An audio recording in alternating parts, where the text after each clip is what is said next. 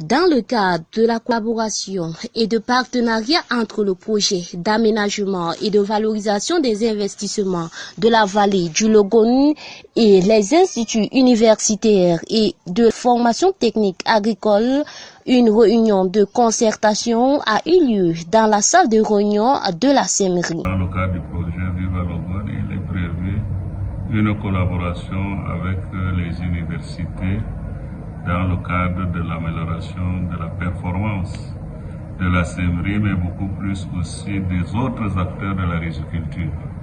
Vous savez que la riziculture dans le maillot d'année comporte plusieurs maillons, partant de la production jusqu'à la transformation et à la commercialisation.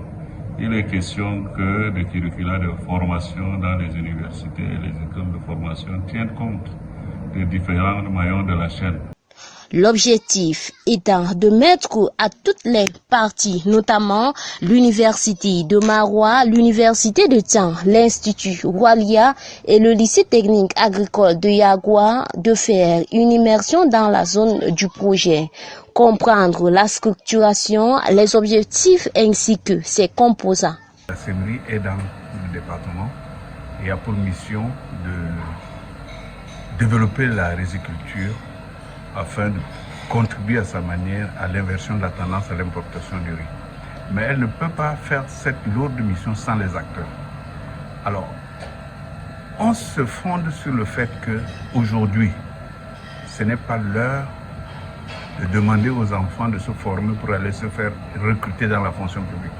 Il est question de bâtir les Camerounais de demain qui s'installent dans l'entrepreneuriat agro-pastoral. Et le ministère de l'Agriculture a déjà même mis des substrats. Donc, ça veut dire que la formation des professionnels dans le domaine agro-pastoral. Alors, ici, il est question, avec les lycées agricoles, avec l'Institut Walia, avec l'Université de Marois, de mettre en place un système de formation qui permette de s'adapter aux réalités locales. Cette réunion de concertation est couplée d'une visite sur le terrain à l'effet d'une meilleure compréhension de l'environnement du projet et de la SEMRI. Nous avons voulu renforcer la SEMRI dans le cadre de restructuration. Et qu'est-ce que les institutions privées de formation professionnelle et les institutions universitaires peuvent apporter dans ce monde qui permet que la SEMRI se relève? Il est donc question de travailler sur nos curricula, sur nos programmes, pour spécialiser les qualités de l'information en vue d'orienter vers une éventuelle filière riche. Nous sommes disposés à faire réaliser certaines études d'appoint, mais également à identifier avec la SEMRI des modules de formation et de renforcement des capacités qui vont permettre aux différents acteurs, que ce soit les producteurs, les commerçants, les transformateurs, tous les acteurs qui gravitent autour de la chaîne de valeur riz, de pouvoir s'en sortir et de se déployer afin que le riz qui est installé dans la zone depuis plus de 50 ans puisse permettre le développement local. Au sortir de cet atelier, les représentants des institutions se disent prêts à accompagner la SEMRI et le projet Viva Logone dans l'exécution de leur activité. Par le passé déjà, travailler en collaboration avec le SEMRI dans le cadre du Centre d'études environnement et développement au Cameroun, à l'antenne de l'Université Tian Marois, c'est plusieurs années de cela.